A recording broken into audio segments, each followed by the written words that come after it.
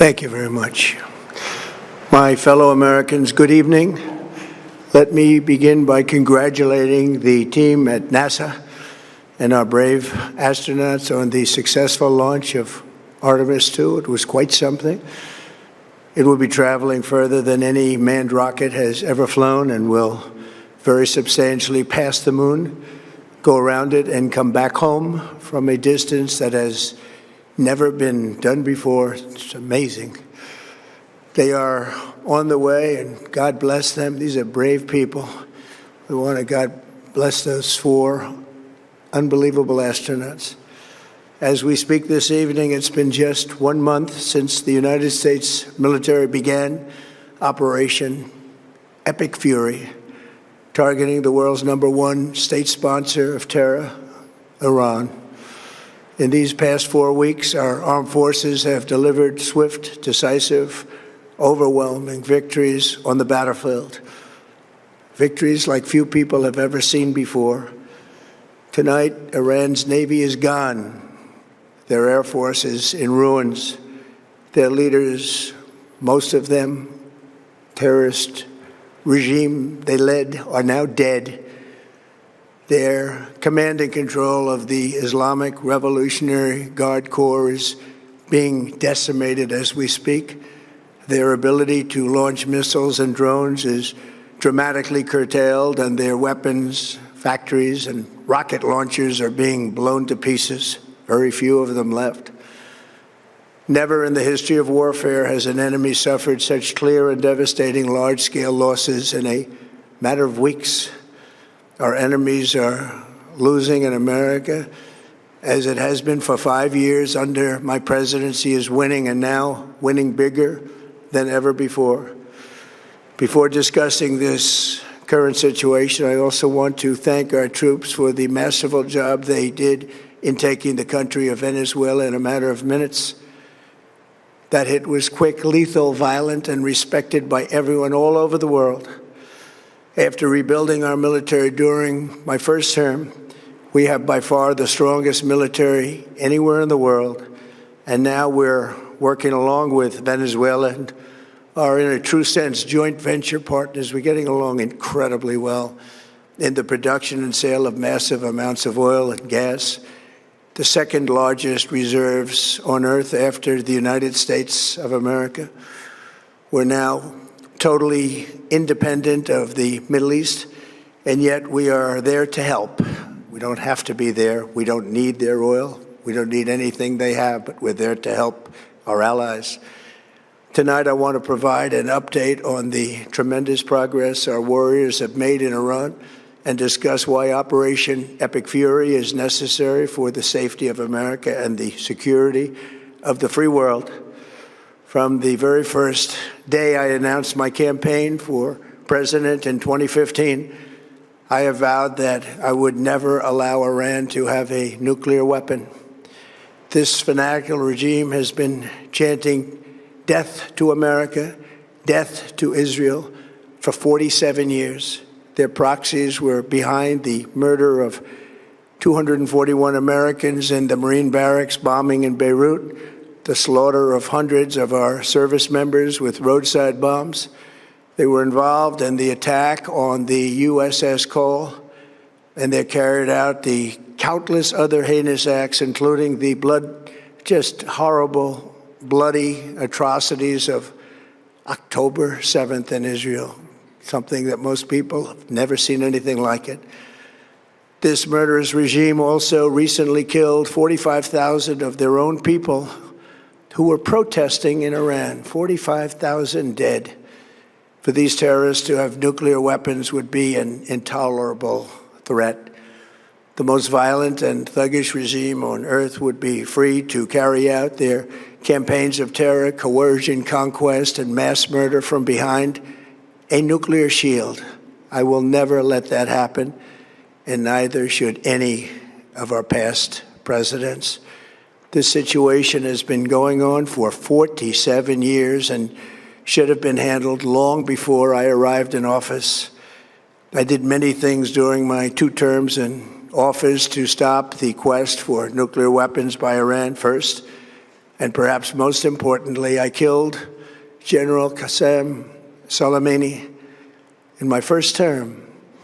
He was an evil genius, brilliant person, a horrible human being, however, the father of the roadside bomb. And he lived just horrible, what he did. Iran would have been perhaps in far better, stronger position. Had he lived, we would have had probably a different conversation tonight. But you know what? We'd still be winning and winning big. And then, very importantly, I terminated Barack Hussein Obama's Iran nuclear deal, a disaster. Obama gave them $1.7 billion in cash, green cash. Took it out of banks from Virginia, D.C., and Maryland, all the cash they had. He flew it by airplanes in an attempt to buy their respect and loyalty, but it didn't work. They laughed at our president and went on with their mission to have a nuclear bomb. His Iran deal would have led to a colossal arsenal of massive nuclear weapons for Iran, and they would have had them years ago, and they would have used them. It would have been a different world. There would have been no Middle East and no Israel right now, in my opinion, the opinion of a lot of great experts, had I not terminated that terrible deal. And I was so honored to do it. I was so proud to do it. It was so bad right from the beginning. Essentially, I did what no other president was willing to do. They made mistakes, and I am correcting them. My first preference was always the path of diplomacy, yet the regime continued their relentless quest for nuclear weapons and rejected every attempt at an agreement.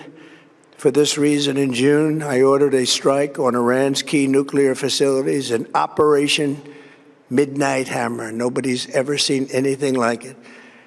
Those beautiful B-2 bombers performed magnificently. We totally obliterated those nuclear sites. The regime then sought to rebuild their nuclear program at a totally different location, making clear they had no intention of abandoning their pursuit of nuclear weapons. They were also rapidly building a vast stockpile of conventional ballistic missiles and would soon have had missiles that could reach the American homeland, Europe, and virtually any other place on Earth.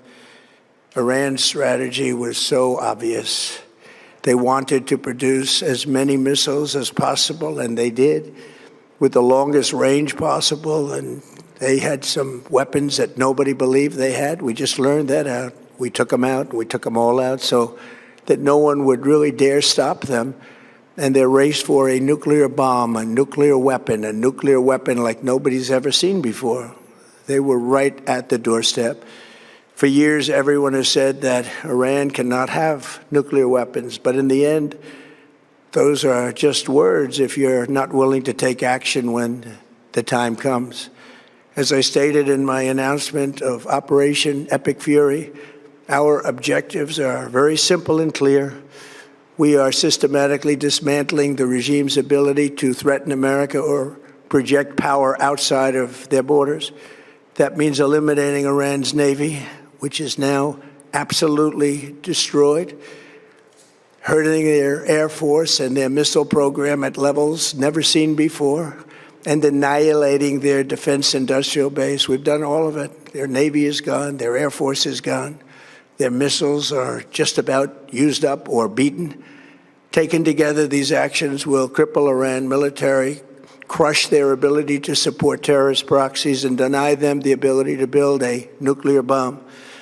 Our armed forces have been extraordinary. There's never been anything like it militarily. Everyone is talking about it, and tonight I'm pleased to say that these core strategic objectives are nearing completion. As we celebrate this progress, we think especially of the 13 American warriors who have laid down their lives in this fight to prevent our children from ever having to face a nuclear Iran. Twice this past month, I have traveled to Dover Air Force Base, and it's been something. I wanted to be with those heroes as they return to American soil, and I was with them and their families, their parents, their wives, their husbands.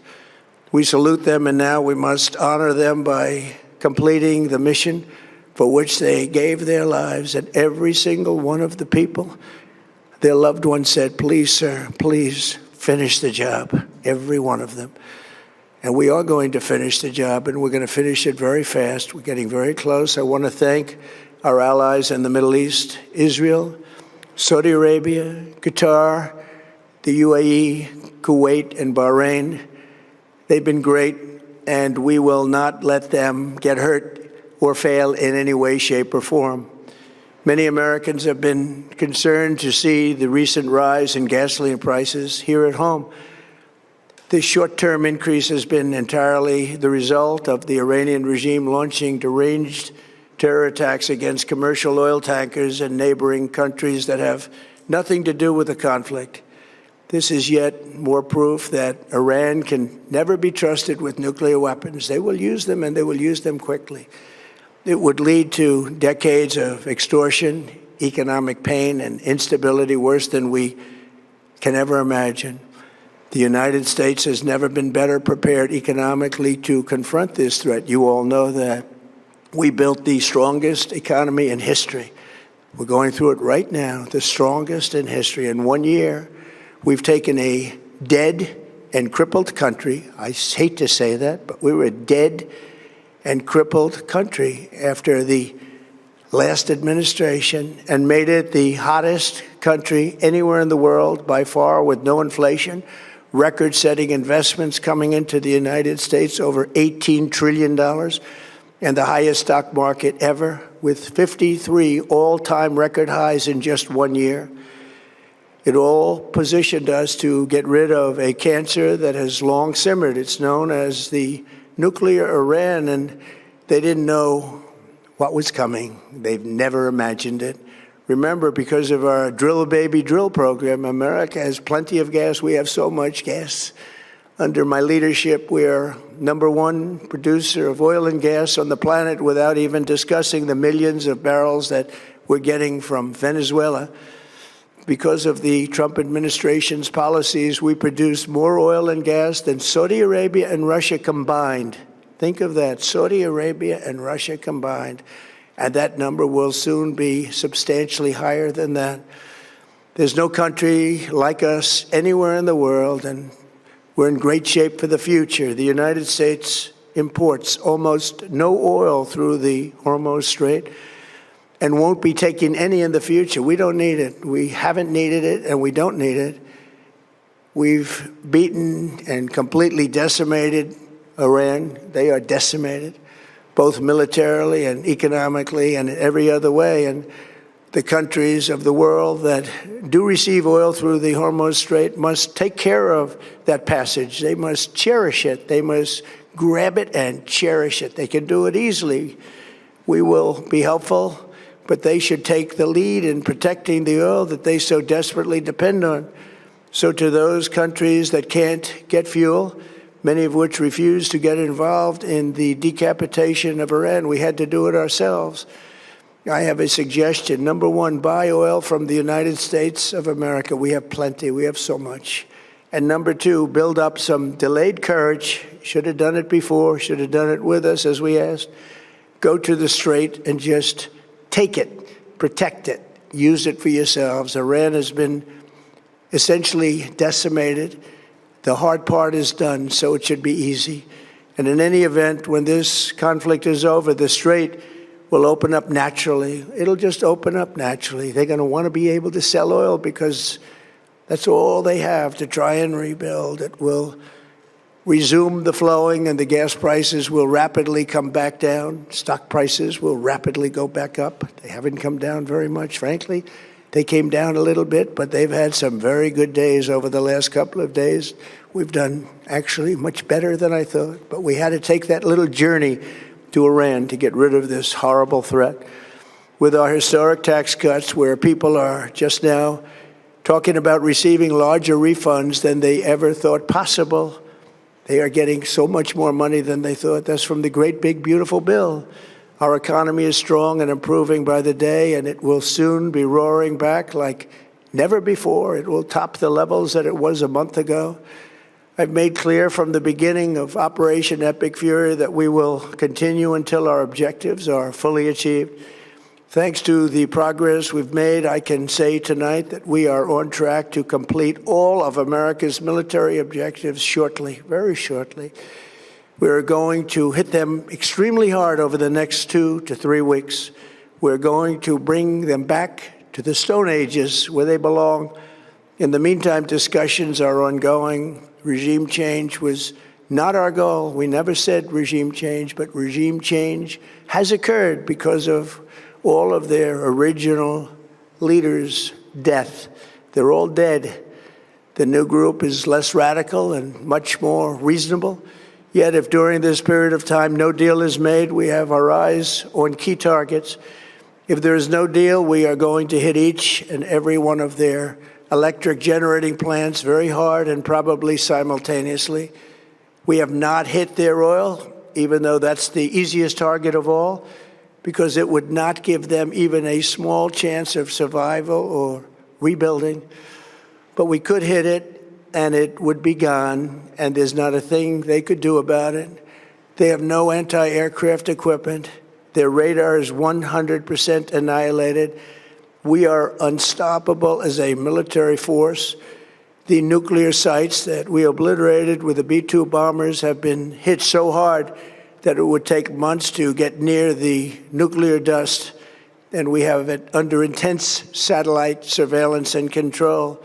If we see them make a move, even a move for it, we'll hit them with missiles very hard again.